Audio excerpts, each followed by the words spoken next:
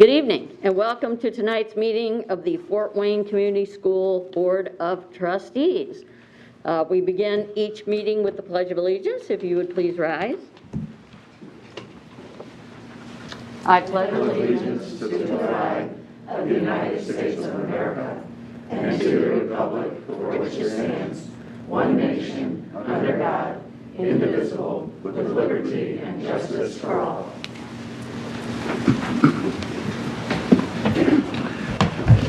And roll call of members. Good evening, Steve Corona, 5th District. Good evening, Glenna Yale, 2nd District. Tom Smith, 3rd District. Maria Norman, Member at Large. Ann Duff, Member at Large. Raleigh Booker, 4th District. And I'm Julie Hollingsworth, elected from District 1. And also with us is our Superintendent, Dr. Mark Daniel. Good evening. Good evening. And the Clerk of the Board, Angie Filler. Good evening. So we have first and recognition, and tonight we are recognizing New Tech Academy. They received a Best in Network Award. It's recommended that the board recognize New Tech Academy at Wayne for being named New Tech Network 2020 Best in Network Award. So the New Tech Network endorses a Best in Network Award every year for the best project idea out of over 200 schools in the United States and Australia. For the year of 2020, New Tech Academy at Wayne received the Best in Network Award for the cross-curricular project entitled Instruments of Hope. Led by facilitators Jeff Roberts and Josh Smith, and 4 classrooms of students, Instruments of Hope became a cross-curricular project designed, built, and implemented by the Holocaust education, mass media, journalism, and psychology courses. The driving question surrounding the project was, how is music used to save or persecute? So, please come forward as your name is read so that we may congratulate you. Kevin Chan, student. Jeff Roberts, facilitator. Josh Smith, facilitator. Emily Oberlin, New Tech Director. And John Hauser, Principal at Wayne.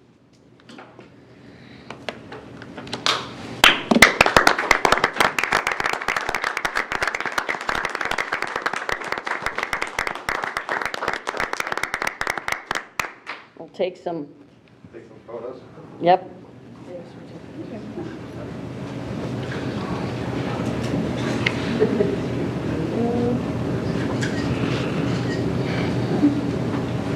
Congratulations. So Congratulations, thank you. like, is there an Emmy or an Oscar involved in this?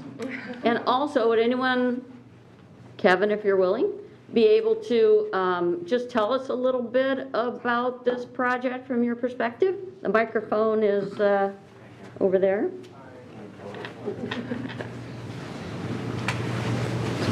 So yeah, I just want to hear like about it. Okay. So first, like when I first heard about the class, I seen it. I went to Toast Middle School, like the New Tech part. Oh yeah.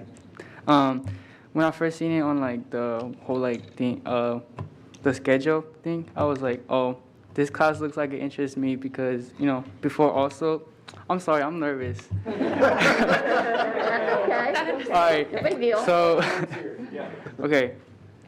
So I seen it on the schedule thing, and I was like, okay, I'm gonna go to this class. It seems interesting because it's about the Holocaust and it's history about not the U.S. So I was like, I'm gonna join this class. And when I joined it, as soon as I joined it was like, oh, this class is something that actually really interests me, and I'm actually gonna try in this class.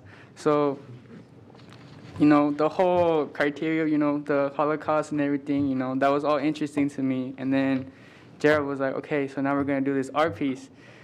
And so the instrument I picked was a violin.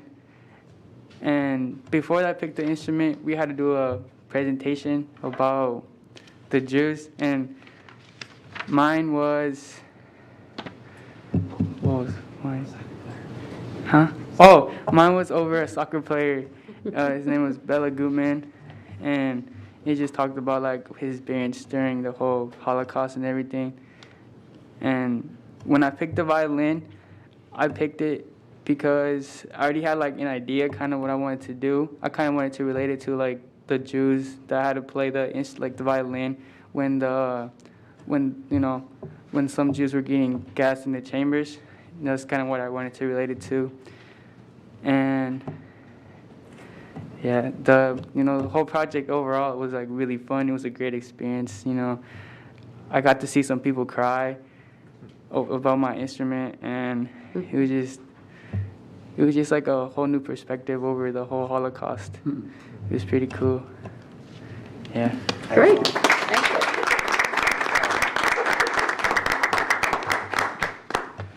So do I get the idea that each student picks an instrument and then you kind of research? Okay, so Josh and I were trying to find another way to kind of connect two classes together, because it used to be just mass media and Holocaust class, and we had tried to, the whole idea behind it was to create empathy for people that have suffered through something. And so Josh and I were kicking around an idea, and I said, what if we took old instruments and built a project out of it? And it ended up St. Francis, Philharmonic, the Jewish Federation of Fort Wayne, Minette Music, Sweetwater, like all these groups heard and were willing just to take part. And then we ended up having people from our community actually just donate instruments. So we ended up with 42 or so. 42 instruments for about 26 students, and so they came in all, we even had a music box from the 50s, I mean, and kids cut out the speakers and things and turned it into like a concentration camp. The kids got to use as much creativity as possible, and it ended up something in a direction where we never realized where it would go. But the goal Josh and I always have is, how do we relate something in history to something today? So we looked at, the kids ended up taking this project to, how does music save in our world today?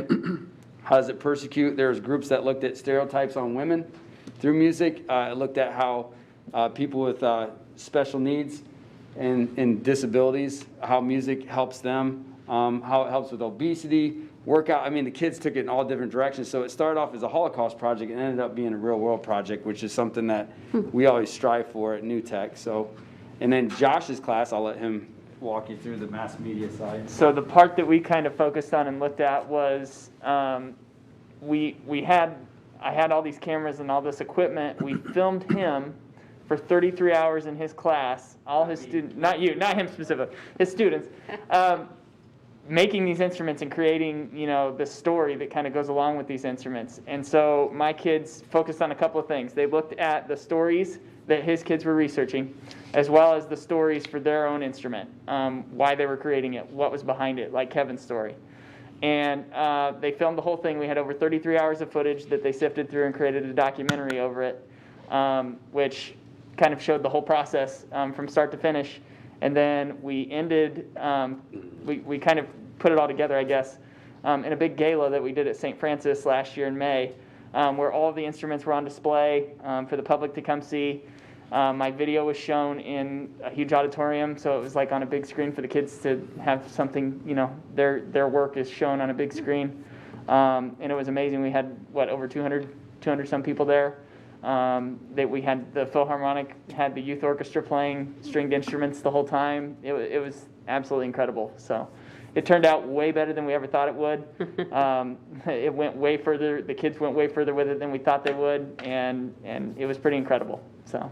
That's cool. And so hopefully the kids will get recognized next summer, we're hoping, with the New Tech Network, where they'll be invited to the conference where Kevin and Sophia and some of the others can actually explain the whole process of what they did with the instrument. And then they also took an old music stand and turned it into art. And I know some of the Kenneth Woods in the music department now has all of those, where the kids are using them as their music stands and bands. So Yeah, that's cool. great Amazing idea. where an idea can go, isn't it? Yeah, for sure. So are you going to repeat that project? No.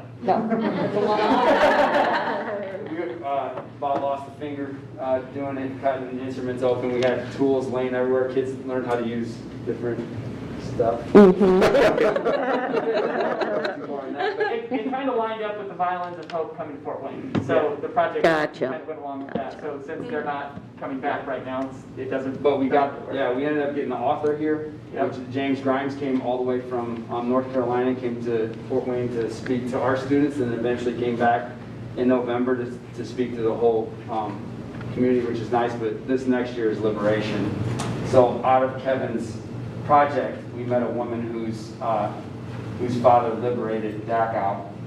And so it led us to this next project. So from one project led to another. So that's And I think on that note, like what it reminds us at UTEC is there's 4 classes in on it. Yeah. And really it's a award for the entire school because other teachers are willing to give up students to go interview, to be here, to do this, while they were missing some of their class, that whole, culture over content, if you will. And so it kind of reminded us that we can think outside the box, we do something pretty big and bold, and everybody can have a part in it. So it's pretty cool.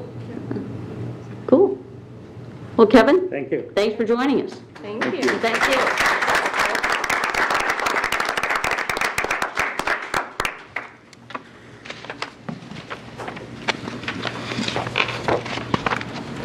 Anybody else? I remember watching a 60 Minutes episode one time, and I think it was in South America, where they started an orchestra, and most of these people had to make their own instruments.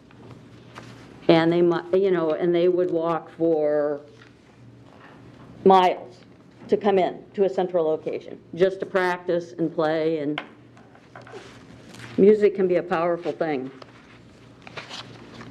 And I say that as someone who has no musical talent.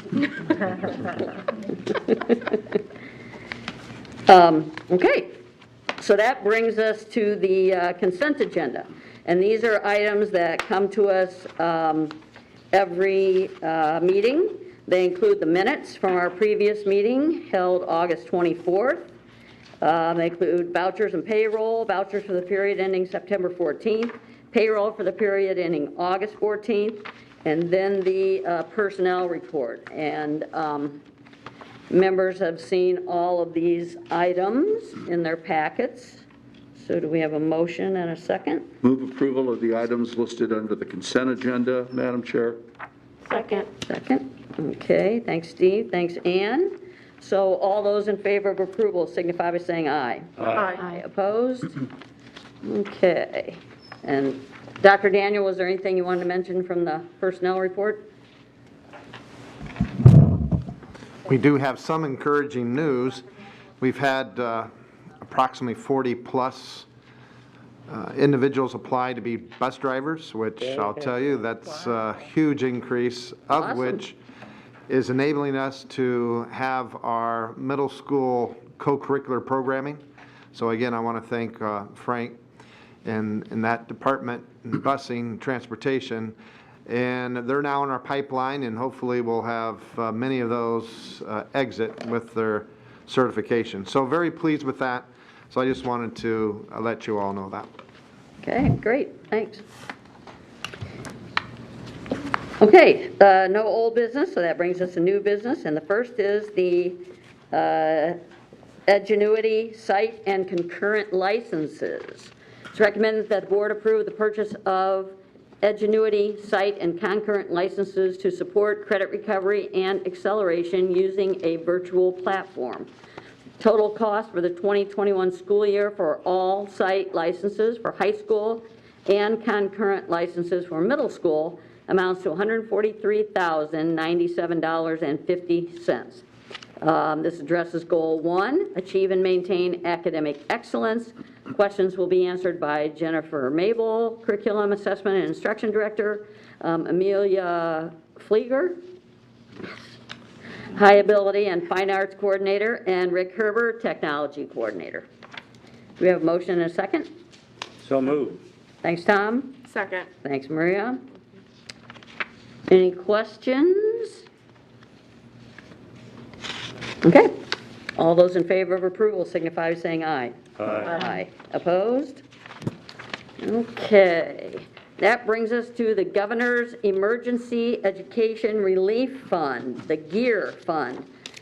It's recommended that the board approve the acceptance of funds from the Indiana Department of Education for the Governor's Emergency Education Relief Fund, or GEAR, in the amount of $2,250,000. The Governor's Emergency Education Relief Fund, created by the CARES Act, allows the governor to provide support to local education agencies with an application focus on developing and improving availability of distance remote learning techniques and technologies.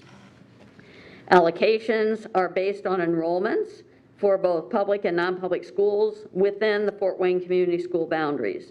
So $455,352.36 is the equitable share for participating non-public schools, plural. The grant will focus on the following directive: device availability, address the urgent need for access to digital learning devices to support distance remote learning, and connectivity, develop comprehensive community level and regional level solutions to address gaps in internet connectivity for distance remote learning. So this competitive grant is managed by Ramona Coleman, Director of Professional Learning, and this program supports District Goal 1, achieve and maintain academic excellence. Questions will be addressed by Ramona Coleman, Director of Professional Learning, and Jack Bird, Director of Technology. Do we have a motion and a second? I move approval. Second. Thanks, Glenna. Thanks, Maria. Questions? Okay. All those in favor of approval signify by saying aye. Aye. Opposed? Okay, next we have the High Ability Grant. It's recommended that the board approve the application for an acceptance of a High Ability Grant from the Indiana Department of Education in the amount of $136,117.69 for the 2021 school year. The state of Indiana provides non-competitive funds for districts to address the learning needs of high-ability students. Funds for 2021 will be used to provide assessments and other tools to aid in the appropriate identification of high-ability students for the 2021 school year, as well as testing materials for the fall of 21, to provide professional learning opportunities for elementary and middle school principals and teachers around high-ability needs and supports, and to provide an appropriate education and extensions for identified high-ability students through differentiated services and program options. Currently, high-ability services are delivered through the efforts of classroom teachers. The overall program is coordinated by Amanda Flieger, Curriculum Coordinator of K-12 High-Ability Advanced Placement and Dual Credit and Fine Arts. Whew. This grant addresses Goal 1, achieve and maintain academic excellence, and questions will be addressed by Amelia Flieger, Curriculum Coordinator. We have a motion and a second? So move. Second. Thanks, Tom. Thanks, Maria. Questions? Steve? Could Amelia provide us an example of differentiated services and program options that were mentioned on bullet number 3? What unique activities or opportunities did high-ability students experience? With differentiated instruction, it really is dependent upon the students in the classroom. There's not a one-size-fits-all model, but it is simply providing different work for students based on what they're coming to you with. Any specific examples? Possibly a higher level book or higher level questioning, or any type of work around literature circles that would allow students to converse and also evaluate peers and provide feedback to peers is definitely a higher level thinking that students could do to show differentiation. Are students sometimes encouraged to create independent learning exercises or something that's out of the ordinary? Yes, I think that does happen within our classrooms. I know within our curriculum, we do have specific areas that highlight high ability learning and different options that would match our curriculum writing that would go along with high ability extensions for students.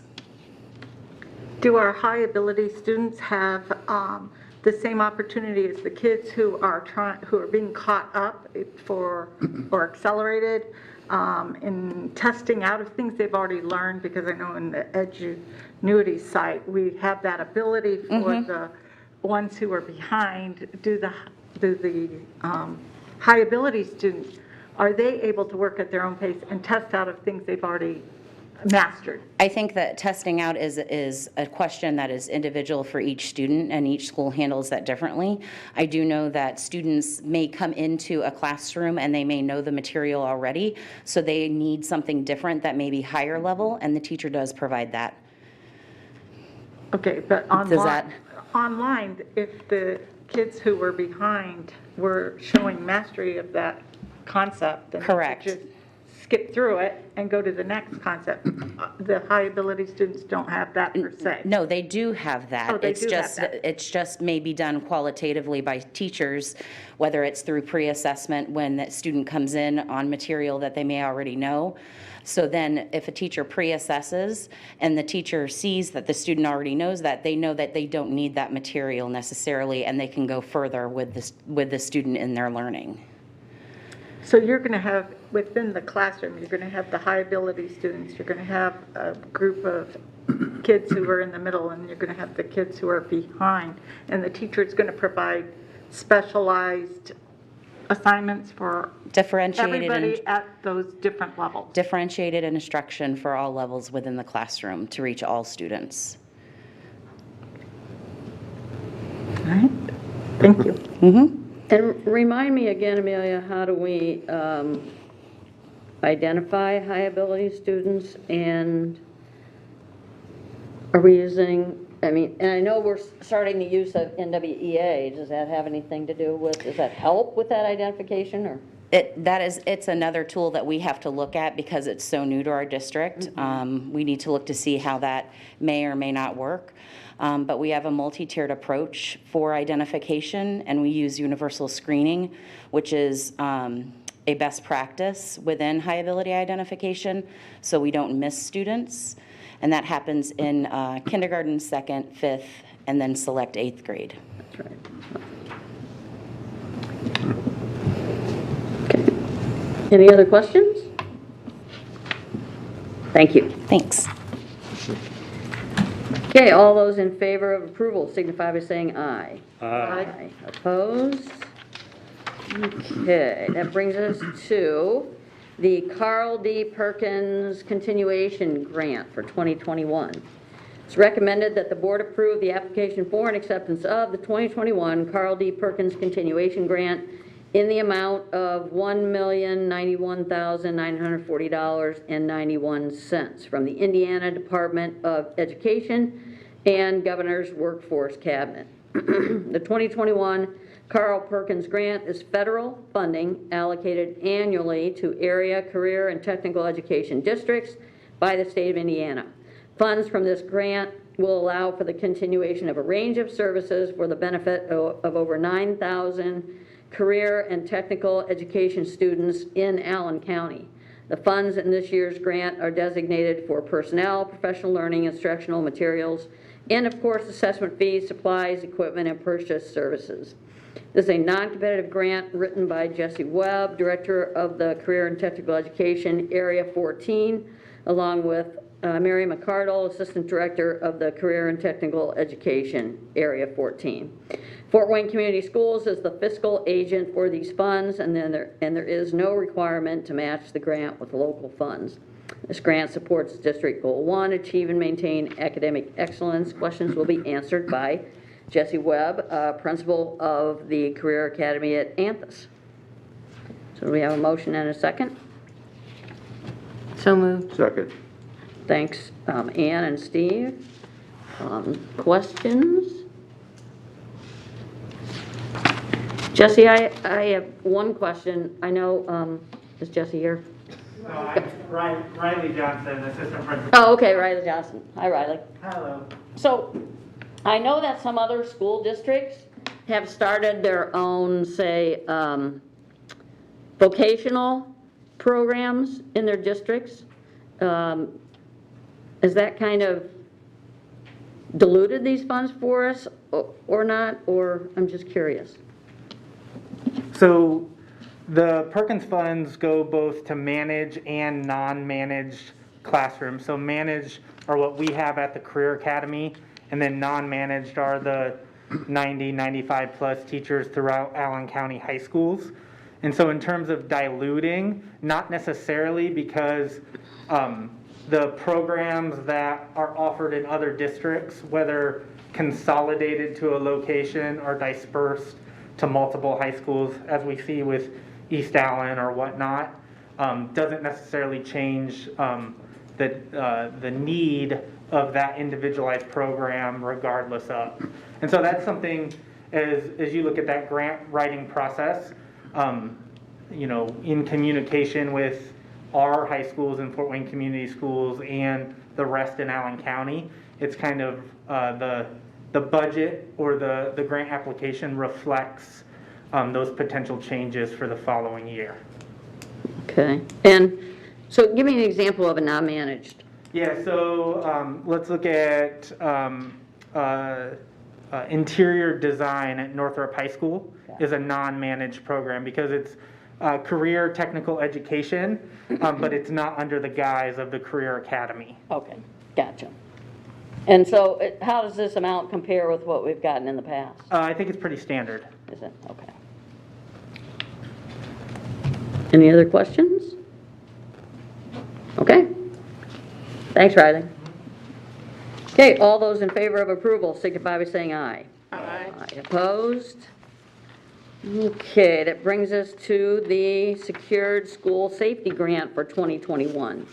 It's recommended that the board approve the application for and acceptance of a grant to the Indiana Department of Homeland Security 2021 Secured School Safety Grant to support the continuation of the 6 school resource officers from the Fort Wayne Police Department and the completion of threat assessments on elementary, middle, and high school buildings by Davis Corporate Training Incorporated.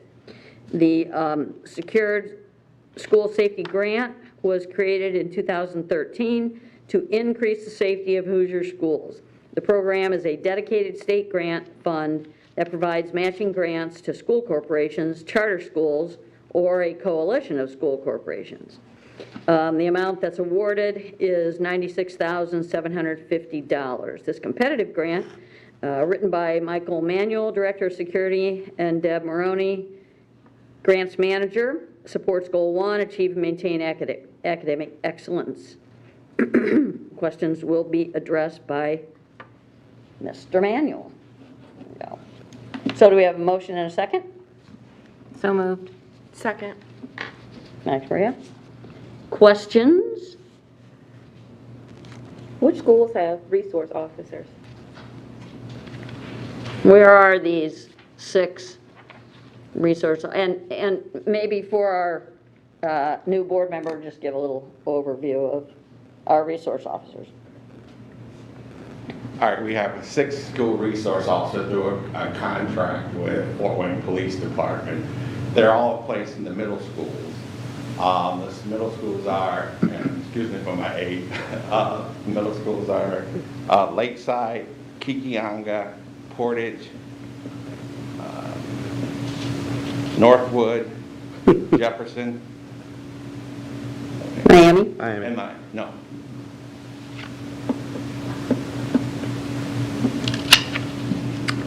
Come on. I apologize to the board. That's okay. You can email it to us. Yeah. That's fine. That's it, Portage? Yes. All right. I gotta do this again. I gotta get this right. All right, let's go.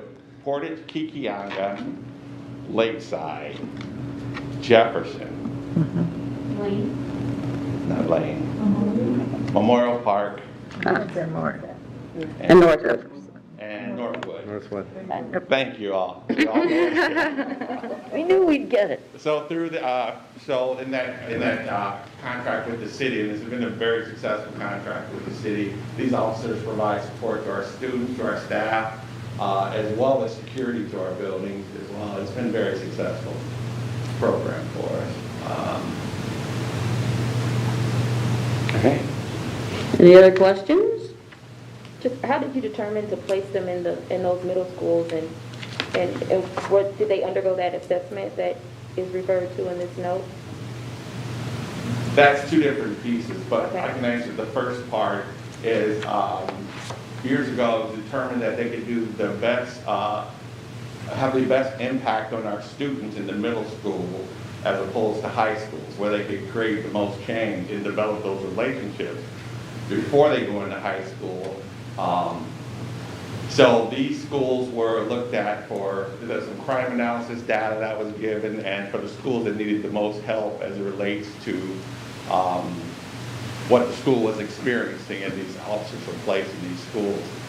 I will tell you that I continue to try to get more resource officers through this collaborative effort because we have 10 middle schools, to continue to put a school resource officer in 10 middle schools. But there's some issues with that, not on our end, obviously we're asking, with, Fort Wayne Police Department as it relates to how many officers they have to give us, but per what they need on the streets, if that makes sense. These are full-time officers that report to our buildings for their work schedule. The second part of that is, your question is the threat assessment piece. Now, the threat assessment is from House Bill 1004, which requires that this year that a threat assessment must be conducted on all school buildings by July 1st of 2021. So with the approval of this, we've spoken to Davis Corporation that will conduct those assessments on all 52 of our buildings, and the 52 comes in because of the Ampus buildings. And go through that whole assessment, look at crime analysis data, look at our facilities, look at our, through the crime, it's called crime prevention through environmental design, so they look at everything. They look at a whole mile radius of all our schools and look at the crime data. They look at like again, I know I'm repeating myself, but some of the facilities, the trees, it's everything that they'll be looking at. Our doors, our access controls, all of that. And just one more question. So once they have the information, once those assessments are completed, do you anticipate that those officers are, that they get new assignments to different schools that have that they determine that have a higher threat or higher assessment? If ever something changes in a way that, yes, we need to move an officer, then we would always consider that in the security department as well as the district. If one school starts to show some statistics, now if I'm working with the same 6, that would mean moving one. However, again, if I'm able to, and this is every time I have a chance to speak to Fort Wayne Police Department about adding an officer, I do. So that would be a conversation I would surely push forward to add, because we're experiencing something in certain areas of certain schools. Yes, absolutely. Thank you. And Davis Corporate Training Incorporated, I assume that's Dottie Davis, your predecessor as Director of Security? That is correct. Okay. So she already has a familiarity with our schools and our city? That's correct. Okay. Any other questions? Okay. Thanks, Mike. Thank you. Hey, all those in favor of approval signify by saying aye. Aye. Opposed? Okay.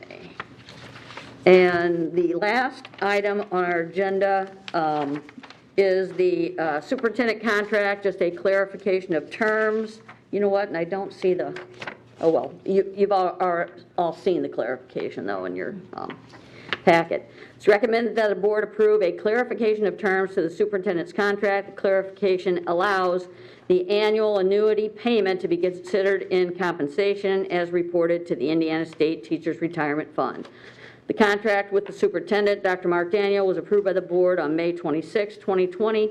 Section 4.5 outlines the annuity payment, which would be tax-deferred compensation. Dr. Daniel wishes for the annuity to be taxed as current compensation. This is the same method used in the previous superintendent contract. So do we have a motion and a second? I move. Second. Okay, thanks Raleigh, thanks Lena. So just for some clarification, just as an oversight, I think there wasn't specific language in Dr. Daniels' contract as there was in Dr. Robinson's, which was specifically stated that the annuity payment was to be considered as compensation. So that's why we're making the change, because Dr. Daniel requested it. Any questions?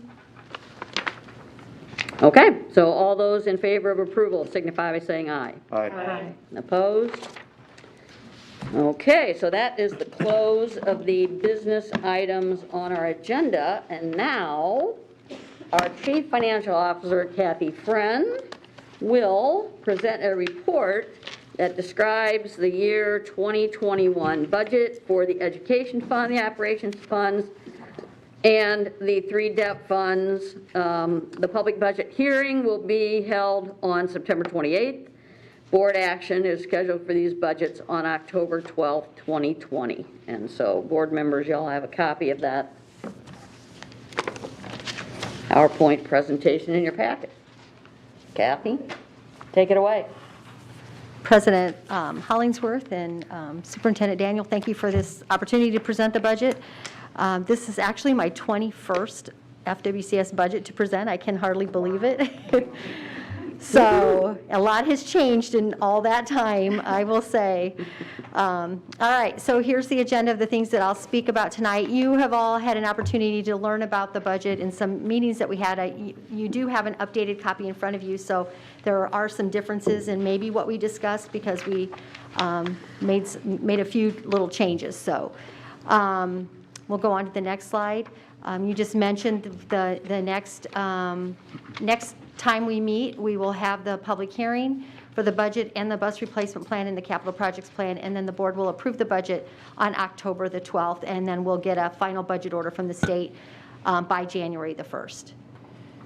So these are the items that the board will approve on October the 12th, and so I'm going to talk about each one of these things in the process of this presentation. Hey, Kathy? So does the budget go on to Gateway after the 14th or after today? It's already out there. We put it out There you there go. already. Yep, yep.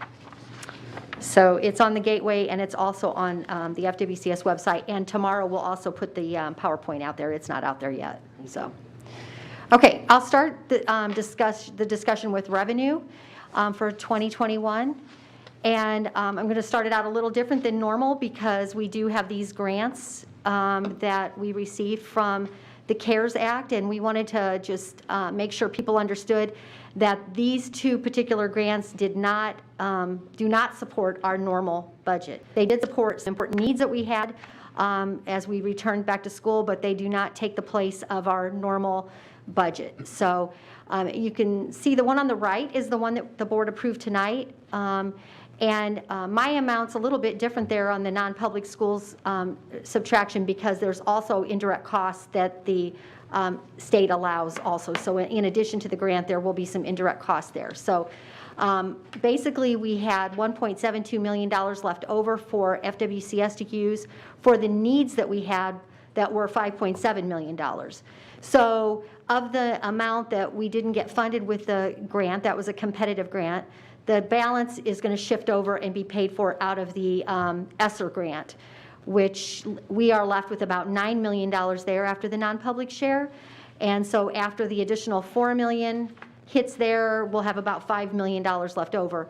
And we are using every bit of that $5 million to prepare for school, including all of the COVID-related items that we needed, like PPE and cleaning supplies and additional technology, and we added nurses and sanitizer and disinfectant. So we will likely have unfunded expenditures that won't be covered with this grant. We are still holding out hope that we will have some FEMA support, but that is still in process. We're not really sure where that's going to go. They have not released their directives yet, but I am in close contact with somebody there, so it may be that we have some support from FEMA as well. So next I'm going to go to, this is a new slide also, because I wanted to make sure that everybody understood that this is just not the same old here. We know what our revenue will look like from the education fund through June 30th of 21, and we're fortunate that our governor has said you can count on the budget that we told you that we were going to give you for this fiscal year. So we have been able to operate as normal through June 30th of 21, but beginning July 1st of 21, it may be a different story. And I wanted to make sure that I say this is not going to be business as usual next year. We don't know yet what the impact of state revenue losses are going to be on school funding, and we also don't know what might happen with the school funding formula. It could totally change, and that could affect us too. So that's why I put those two items in red. And so as you see this budget tonight, it may appear like normal budget, because I don't know yet what to decrease from this budget. So know that Dr. Daniel and the cabinet will be meeting in the beginning of the year and start to determine what we may have to do, what's the art of the possible, and then we'll watch the legislative process play out, and then we'll have to make some hard decisions possibly before the end of the school year. So this budget, as I said, this budget's going to seem like a normal budget, but in the end, it may end up changing. But just for historical perspective, Kathy, we have been surprised before, right? Yes, we have. Even though the governor has said that funding will be, we can expect the same level of funding through the 30th of June. That's not a guarantee. I had the shock of my life When back was in that, January 09? 2010, January of 2010. Yep. Okay. $10 million that we would lose beginning that month for that calendar year. So yeah, that hopefully we won't have something like that happen to us again. That was really serious.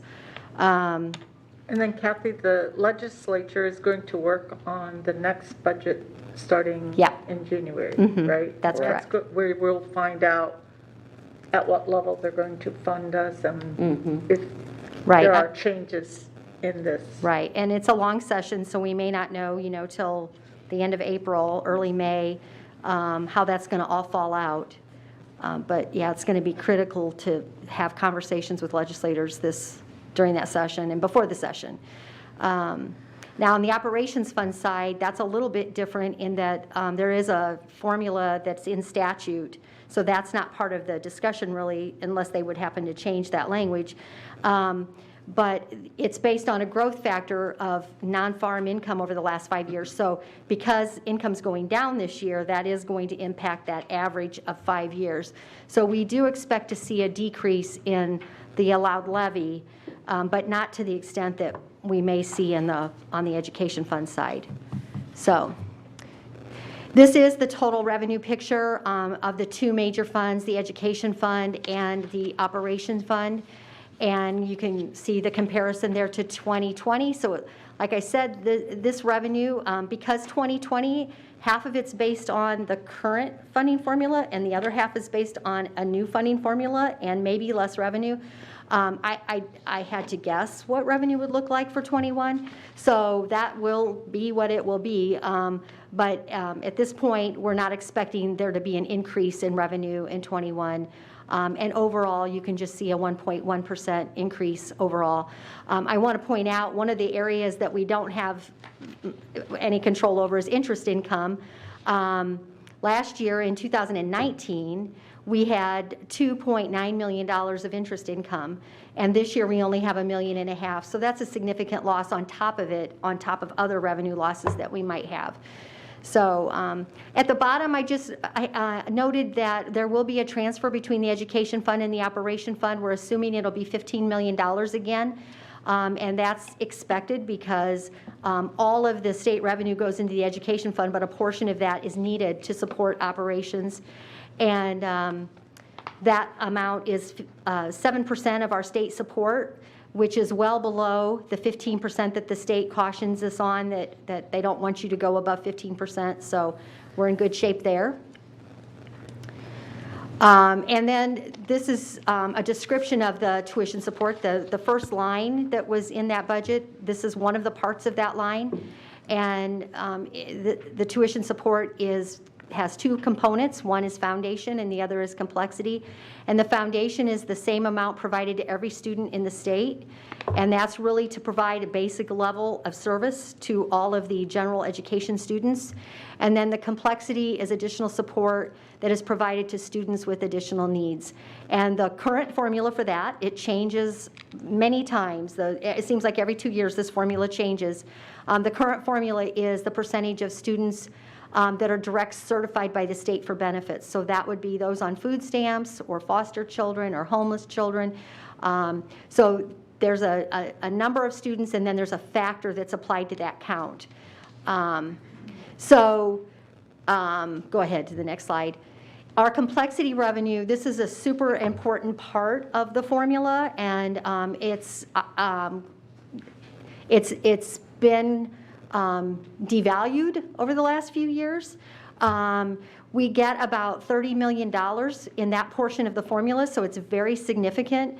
And it's important for two reasons. First of all, there are funding gaps that we have that should not have to come from the foundation, because the foundation is the amount provided to all students in the state that are basically the general education students. So we like to say that a portion of our complexity revenue is supporting these funding gaps that we have in special education and ELL, because between the federal money we get and the state money that we get, there is a gap that's not funded, and it's rather large. In special education, it's $10 million.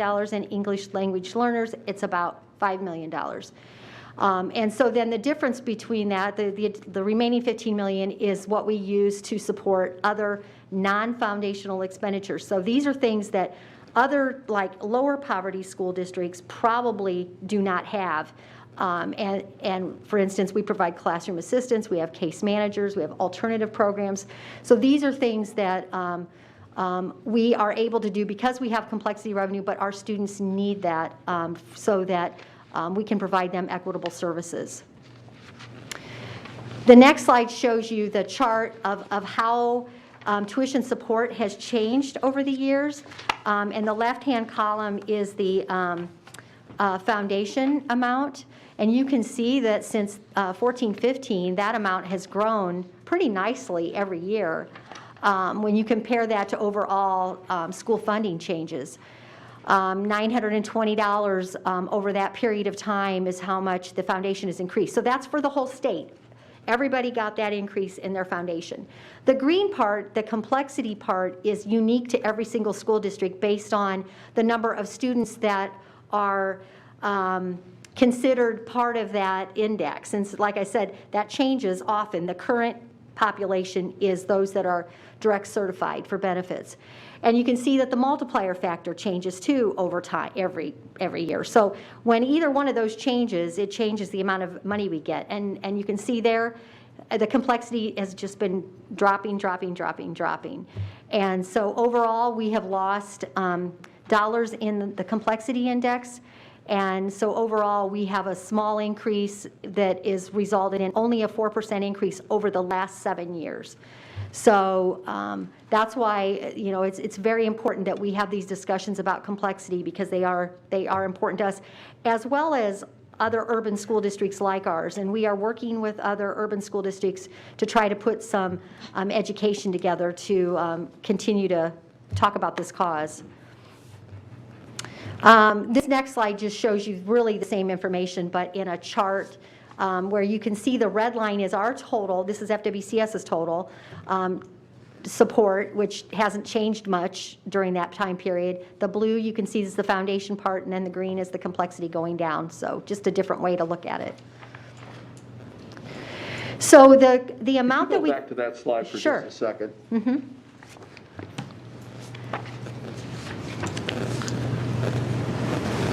Okay. Oh. I'm good. I've got it here too. Okay. So the amount that we get per pupil then is multiplied by the ADM, or the average daily membership, and that determines how much money that we get from tuition support. So ADM is a little bit different than our total enrollment. So on this chart, I have total enrollment, which also includes preschool, and preschool is not funded in the school funding formula. So the number is going to be a little different than when you look at ADM. But the bad news is that this year we have seen a reduction in our enrollment, and I understand from Krista earlier today that that's holding true for other school districts in our county as well. The ADM, which is the part we get funded on, is down about 660 or 630 so kids. That's also going to be an impact to our revenue picture because of the lack of students. So if that would happen to turn around and students would come back, there is a second count in February that would allow our revenue to go back up to account for those students. So there was some talk about changing the official count date to a date later this year, but they kept it at September 18th and February 1st. So that's that. And then this is the other portion of that top line that is state support, and this is the part that is provided by the state for special education, career and technical education, and the honors grant. And the special education grant is based on the exceptionality of our students. And students could be in any one or more of those categories, and we get $17.3 million in special education. Now, this is the state portion. We also get a federal portion, and remember, there's still a $10 million gap in that particular line. So all of that gets added to the per pupil funding that we just talked about. And next, I'm going to switch over to the revenue from the operations fund. So in the operations fund, the significant revenue there is the property tax. And this shows you 2020 and 21, so you can compare the two. This year, the growth factor went up 4.2% in the property tax, which is rather healthy when you consider what we get on the state side. So our maximum allowed levy in 2021 is $57.5 million. That is then further reduced by our pension bond neutrality, which is this is the last year for that, and the property tax cap. So in the end, we expect to get about $48 million, but that is $3 million more than 2020. So that's a good thing. This is just to show you some history for the property tax cap loss. It has grown over time, but then has steadied, and it's really dependent upon what happens with the assessed value in the community. So as our assessed value goes up, the property tax cap typically goes down. So we had many years of growth in our assessed value, so that was a positive. So for this coming year, we're estimating $7 million, but if it may be a lower number than that. That's a number that I'll be waiting to get later from the county. So now I'm going to flip into the expenditure side of the budget, and we'll start out with the categories. So when the headings are in orange or red, I'm talking about the education fund, and when the headings are in purple, I'm talking about the operations fund. And the state determines how expenses go into each one of these categories. There's a chart of account that determines where everything goes, so we can't just make it up as we go. And so this slide just gives you more detail on what you could expect to find in each one of those lines. Again, the state determines all of that. So I'm not going to read that to you, but that'll just give you some guidance on the kind of things that you would expect to find. So, and I thought I'd put this in this particular spot. One of the things that the state requires is that, and they publish this, is the how you're spending your money compared to instruction versus overhead and operational expenses. And the board will have to approve a resolution, and basically in the resolution we say that we want to always do better in terms of the amount we put in towards student instruction. But this chart will show you how we compare right now to the state average, and so we look better than the state average in terms of the dollars that we put towards student instruction. And they're always a little behind on this particular topic, so I expect in a couple of months they'll come out with a new one, but this is based on 17-18 expenditures. So now when we look at the total expenditure budget for both funds, it's about $276 million, and the red portion is the education fund, which represents about 73% of the budget, and operations is 27% of the budget. Now I'll go just to the education fund side, and in the education fund, these are the major components that are included in that budget. And this is a pie chart that shows how it's broken out, and you can see 92% of this budget is basically wages and fringe benefits, and the balance is other things. And within the wages and benefits portion of the budget, about 70% of that is related to teachers. I mean, the rest of it would be related to other positions that work in the schools, like the principal, assistant principal, classroom assistants, those kind of things. Now I'm going to switch over to the operations fund, and these are the major components of that budget. And this pie chart shows you about $73.9 million is in the operations fund, and I broke this out in a little more detail. The capital projects and transportation make up a significant portion of this budget, as well as custodial supplies, utilities, and then there are wages and fringe benefits in the operations fund, and that would include a good number of us here at the Greil Center, and there are, now I've included the transportation employees in the transportation part of the budget, so they're not in there. But other operational employees are there that are not working at schools. So now I'm going to just, because there are significant parts of that budget, I'm going to go to the capital projects plan, and because there's also a state requirement here that I provide to you. So the operations capital projects fund, this pie chart represents the old capital projects fund that we used to show you. So we continue to budget as if we still had a capital projects fund embedded in the operations fund. Then we can compare what those numbers look like. So the total of the capital projects plan is about $16 million, and of that, about 53% of it is for facility improvements. 27% of it is like for our maintenance and operations repairs that we do. Within the facility improvements are things that are not covered in the referendums that we have going on right now. So this may be a school that was due for a roof replacement, but it didn't rise to the level of being in the referendum, but it's time for a portion of its roof to be replaced, so it's in this portion. The next slide is what we're required to provide to the state now. So it's different. We used to have to provide that 3-year plan that would have looked like the slide I just showed you. Now it's skinny down quite a bit.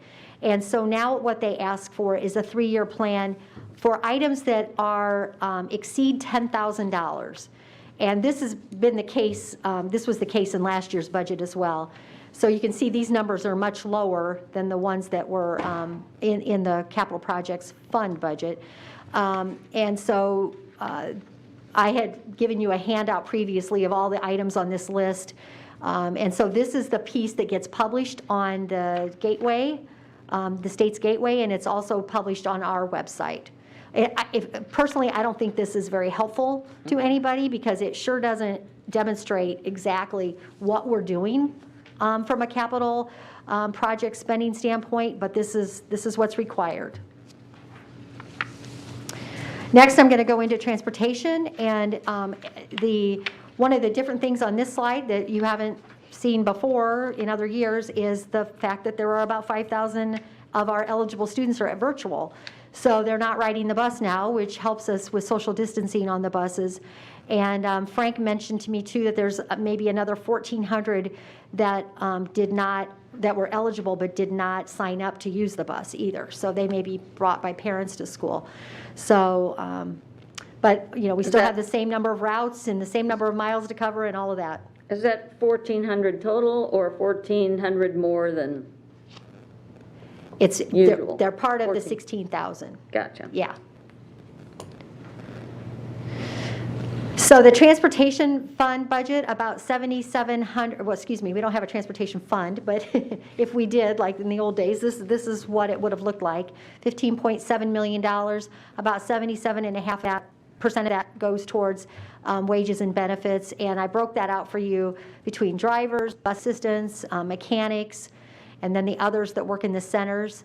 So you can see then about 23% of the budget is for vehicle maintenance, which would be like oil, tires, those kind of things that are needed by the mechanics, and then at fuel and insurance. The bus replacement plan is also kind of strange. The state changed the requirement there for what we provide in the gateway as well as on our website, and that is that they only require a 5-year plan. But buses are on a 12-year schedule, so I feel it's important for the board to see the whole 12-year schedule. But I boxed in the part that we are including on the gateway as well as on our website. So we have 123 buses that are within that 5-year plan. Overall, we have 299 buses. And then the last section is the debt funds. And some upcoming changes. We are going to be doing our final bond issue for the 2016 referendum will be sold soon. So we do have estimates in this budget for, in the 2021 budget for that last referendum. So that could change when we get the final sale done on that, but we've provided an estimate in there. And then the first bond issue for 2020 referendum will not be sold until 2021. With the first debt service in 2022. Now that doesn't keep us from starting the work on the 2020 referendum. We will be able to start working within the approvals that you made already. We have a reimbursement resolution in there, so we can pay for things and then get reimbursed after we get that, that first bond issue in 2021. So, and then we're going to continue to seek technology loans because those are super important for us to be able to replace student computers and as well as adult computers. So we will, and now more than ever, now that we are fully, now that everybody has a computer, this is even more important for us. So within the debt funds, there are the two most important are the debt service fund, which is the yellow line and everything above it, and then the blue line. And the blue line is the referendum debt, and the yellow line represents all the other debt that we have. And so you can see there we have a general obligation bond that will be paid off in 2021, and you can see our estimates there for the school technology loans. And the most important thing is the green line. We've committed to our community that the maximum rate on our debt service will be 0.3028. And so when we finalize everything with the DLGF, we will make certain that it's either 0.3028 or a lower number than that. This year, it is slightly lower at 0.2855, and that is a function of the fact that our assessed value went up in 2020. This is the other debt service fund, which is the pension bond fund, and this one I put on a separate slide because since it's tax neutral, it has no impact on that 0.3028, so I threw it out there. The payment, the budget is $3.5 million. You may recall I had a tax neutrality of $2.3 million on that other slide. That's because there's cash in the fund. So between the cash and the levy that we have to raise, we'll make that $3.5 million payment. And then we'll be done with that topic and we can not talk about it ever again. All right, so in summary then, the two important funds, education and operations, basically it's flat spending.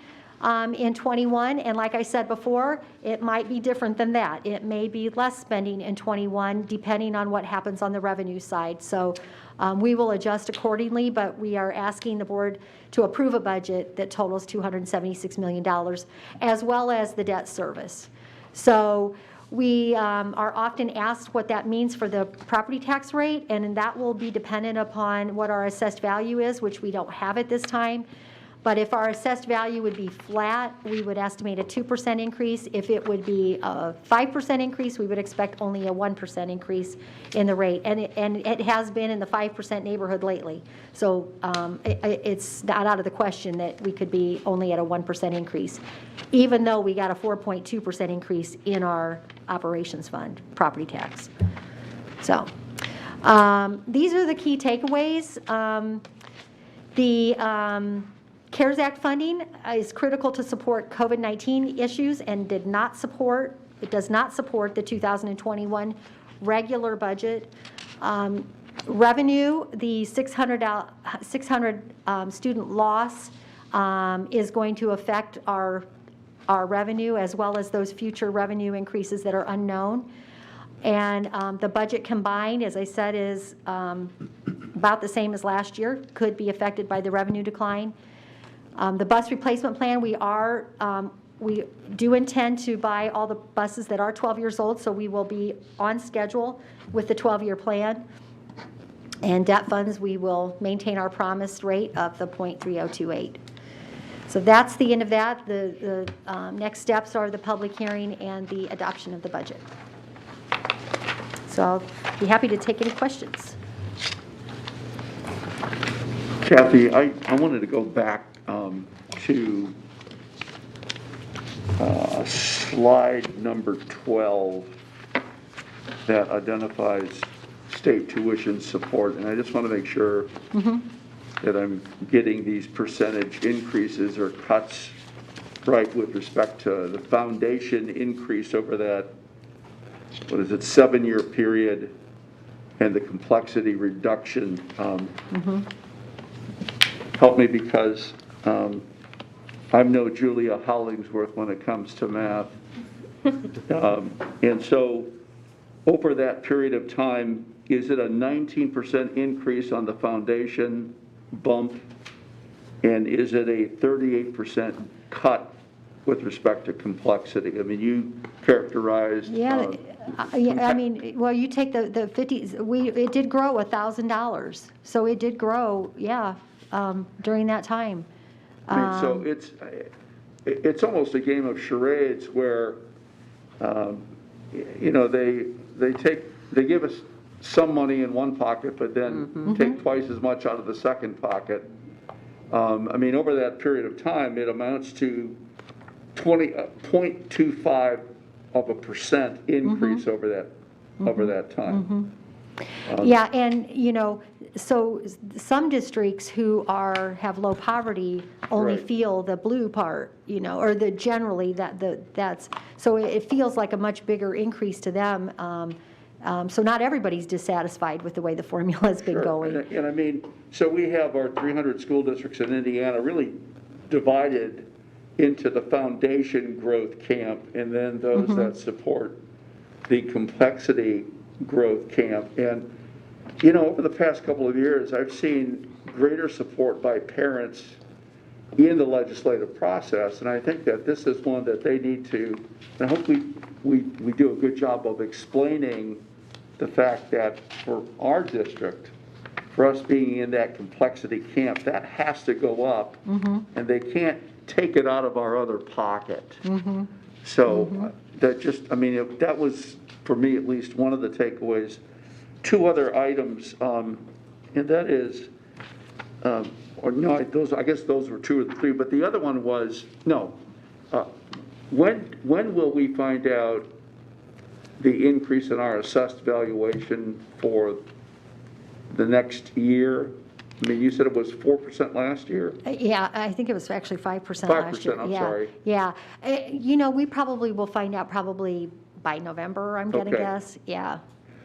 The other thing that I'd mentioned in our previous session was the fact that we do not have in our next budget the money for our hotspot licenses that we are using the gear funds for.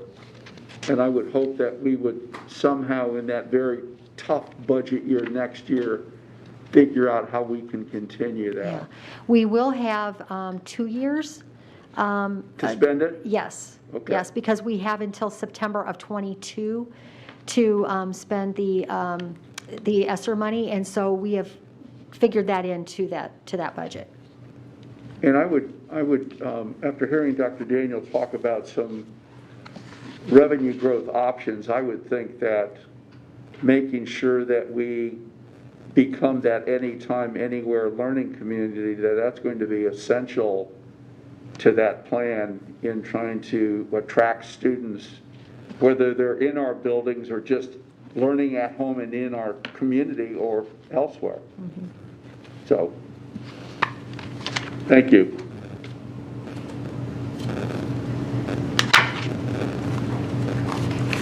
Any questions?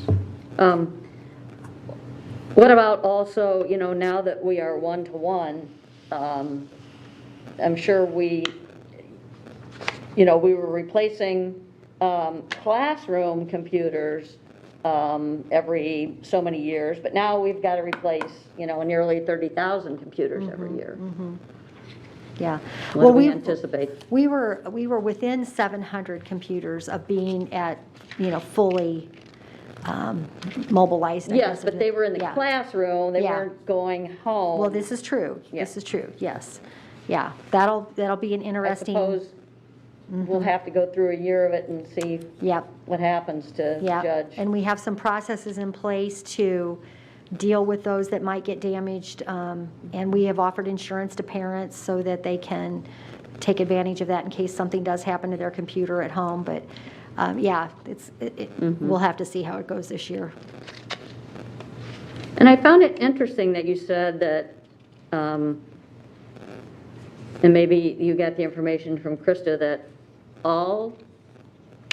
basically all the county school systems have had some drop in enrollment. I can't say I'm surprised by that. Now, none of us know for sure till Right. the official enrollment is done, because we might be counting the same student at this point, True. And so that has to all get cleaned up, and then, we'll know in about probably a month what the real number is, but yeah. I wouldn't take my word for it, though, that's what she had heard, and so I'm sure they'll come out with their own statement. Everybody will, on September 18th, there's an expectation that we all let the community know where we Right. stand, and so Right. that'll probably come out then. Interesting. Kathy, I want to refer to the slide number 14, which is the education fund revenue with tuition support other. So help me understand. We have, in complexity, we've been running short $10 million for special ed and for English language learners. We're also seeing a shortfall of $5 million per year, which comes out of our normal general fund budget, right? So we're short, somehow we are short $15 million because of the reduction in complexity, right? No, well, no, what I was trying to say there is that complexity is important because it helps fund those gaps in funding. So the more that the complexity gets diminished, the less we're able to fill that funding gap that we have. And what I guess I'm trying to express is that it's really not fair to say, let's say they wiped complexity out completely, and we still had that $15 million gap in special ed and ELL. That would mean now we're drawing that money off the top of our foundation and away from the students who should be getting that foundational revenue. So that's the caution I wanted to throw out, that that complexity revenue. And and I've had conversations with legislators about maybe it isn't complexity. Maybe they need to increase the amount provided for special ed and for ELL.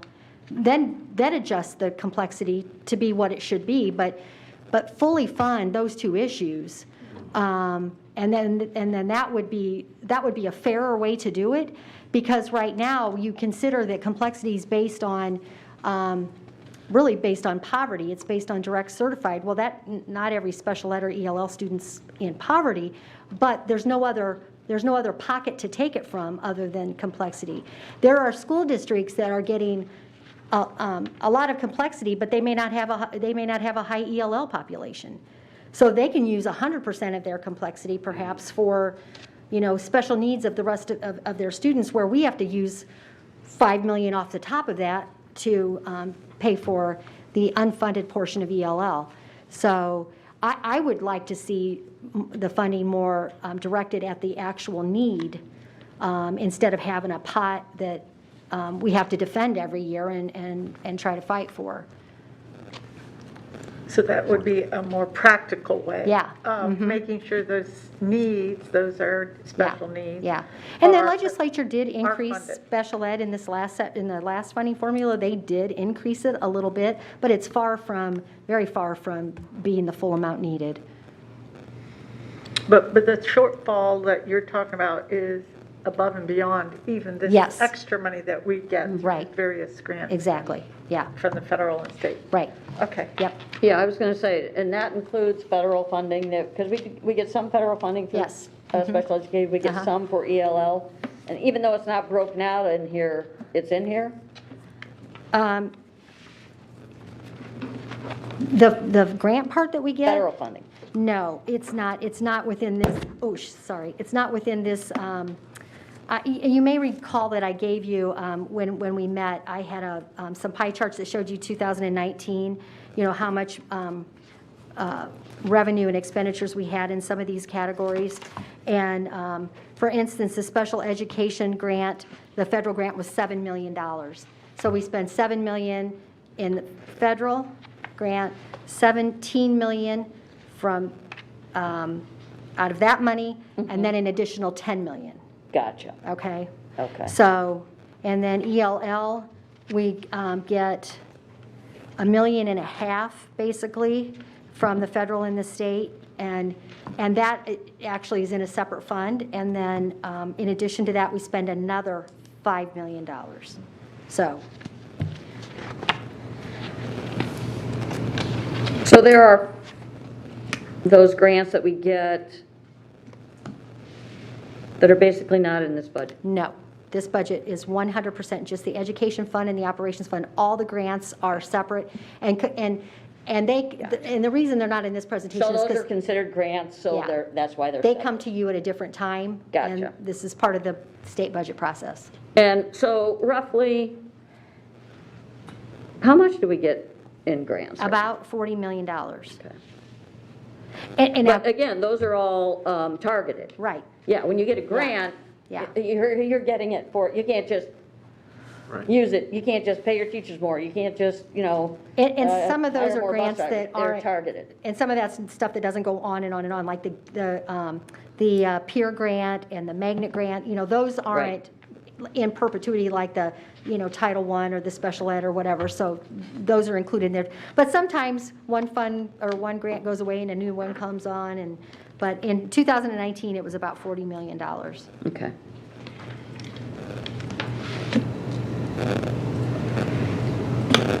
Anything else? Okay. Well, thank you, Kathy. You're welcome. Thank you, you and your staff. Yes, You do a thanks to Rosie. fabulous job. Thanks to Rosie for all the help she gives me. I couldn't do it Yep. without her. Yep. So you'll have your work cut out for you come January, February, March, April. Burning the rubber to Indianapolis. Okay, so that brings us to the close of our meeting. We meet again on September 28th. Does anything, I guess we don't know until the governor's news conference. I mean, right now what are we, 75% capacity to the public? We're staying about 250, using the same model. I'm not in here. No, I'm talking about extracurriculars, co-curricular piece. Gotcha. So that's where we're hovering. We're going to stay with that for another phase here. So that's going to be Okay. extended. Other than that, though, yes, we're waiting for, David, where are we with that piece? I think because we're still near public health emergency declaration, these meetings could be closed to the public, and you're just talking about board meetings. Right, right. So just as long as we can maintain social distancing within this Gotcha. space, unless we move to a bigger venue, Right. Gotcha. we could have a larger event though. Okay. Okay. So that leaves us with board member comments. Steve? No comments tonight, thank you. Okay. Glenn? I again, just want to congratulate New Tech for their award, Best in the Network Award, which was a national award. I had seen the Violins of Hope when it was at the Jewish synagogue, and so when I saw that they were getting this national award and it was connected to the Instruments of Hope, I went out there for the presentation. It was just a lot of fun. Just to be in the room when the surprise of getting this award was presented to the student body, even though obviously half the student body wasn't there, it was still very exciting, and I just wanted to congratulate New Tech for setting the bar so high for these for the rest of us. Thanks, Glenn. Nothing Tom? tonight, Julie. Okay. I just wanted to extend my thank you to the nutrition services team for those families who are remote learning. We could sign up for meals that are given once a week, and last week on Tuesday, it just so happened that there was a fabulous thunderstorm that we needed right at the time that all those meals were being distributed, and I felt so very bad when I pulled up, and everyone is still all smiles. Hi, how you doing? So glad you're here, and they're sopping wet. So I just wanted to extend my gratitude. There are guidance counselors out there, principals, staff members from the high school, and then we got to see lunch, the staff person from our home school location was there, so that was nice to like, hey, we get to see you even though we're not in the building. So I just, again, thank you so much. This is so very interesting, this time that we're going through, and so I just wanted to say thank you for standing out there getting wet but doing it with a smile. And then I just also wanted to extend thank you to the families and teachers who started yet another new normal today with our remote students who are elementary age students. And I know that change isn't easy, but I do think that these students are going to be so ready to pivot in life.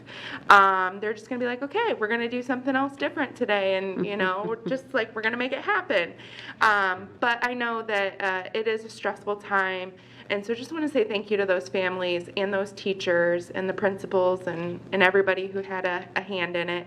I know that this isn't easy, but we'll get through it together, and I think that the changes that were made or started today are going to lead us down a good path in terms of the amount of time that the students, the remote students, will get with their remote teachers.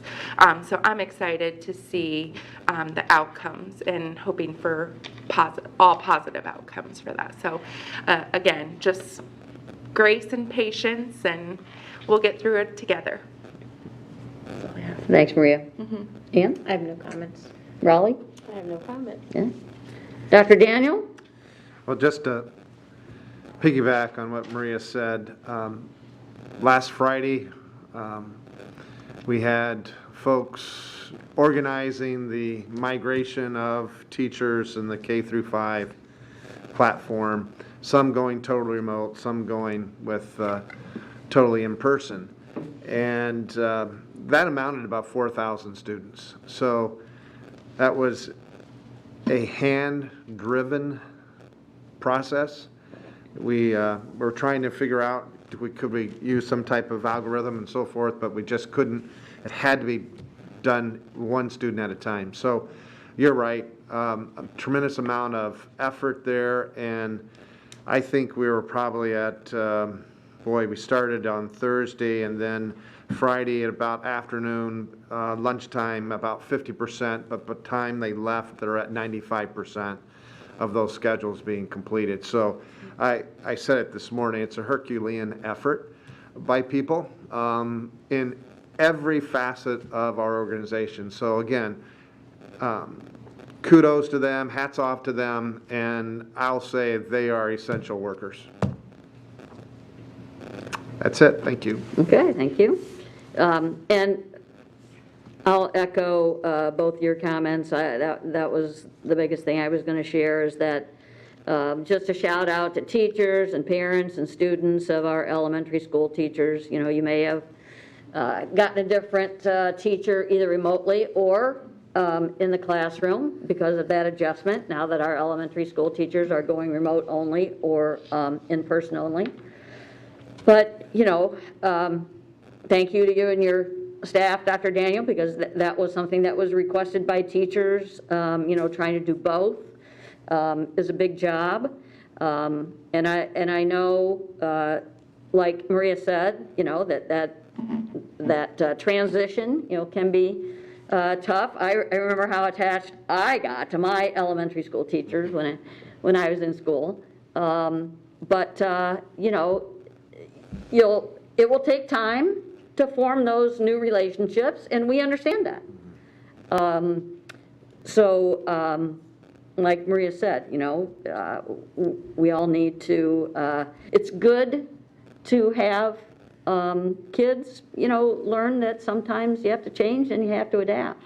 But I think that we'll give, I know that you and your staff will give teachers, you know, time to transition to those new students and get fully up to speed. And I've heard good comments, very good comments from teachers, some of my former colleagues, about the Wednesday remote only. They're very, very thankful to have that time to catch their breath, plan, moving forward. And I know, again, that could be a hardship for parents, but I think that it will improve the learning situation in the long run. We're going to, you know, this, I said this before, but this school year will be a learning experience for everyone. Parents, teachers, students. So, I don't have anything else, but just to reference your comment earlier, so for athletics going forward, we're still sticking to the like 250 maximum spectators? That is correct, and we are working with, because we do have facilities like at Northrop, where there might be 250 on each side, but again, that needs to be, that plan presented to the health department for their approval. But again, knock on wood, it's, we've been able to maintain and continue those programs. We'd like to finish these seasons, so. Yeah. And I'm also pleased that we're able to start with the middle school programs today. Actually, what's today? Monday? Yep, today. Cool. So they'll be starting September 15th, so they've had the discussion and they'll be rolling out some. It won't be football, it'll be flag football. It'll still have volleyball, we'll still have cross country, we'll still have intramurals happening. And again, a big shout out to our transportation department, because we usually don't have Friday transportation. But I did ask them, is there any way possible? And Charles and Frank worked that out. So again, thanks to them. So we'll have the Monday, Thursday, and Tuesday, Friday. So students will have really two groups of students engaged in activities after school. So again, that whole socialization, that whole being able to be together, play together, compete, that's happening. Great. Yeah. Okay. So if there's nothing else for the good of the cause, do we have anyone interested in adjourning? Move for adjournment. Second. Okay, thanks, Steve. Thanks, Maria. All those in favor of adjourning signify by saying aye. Aye. Opposed? Okay, and the microphone is open for anyone who wishes to address the board.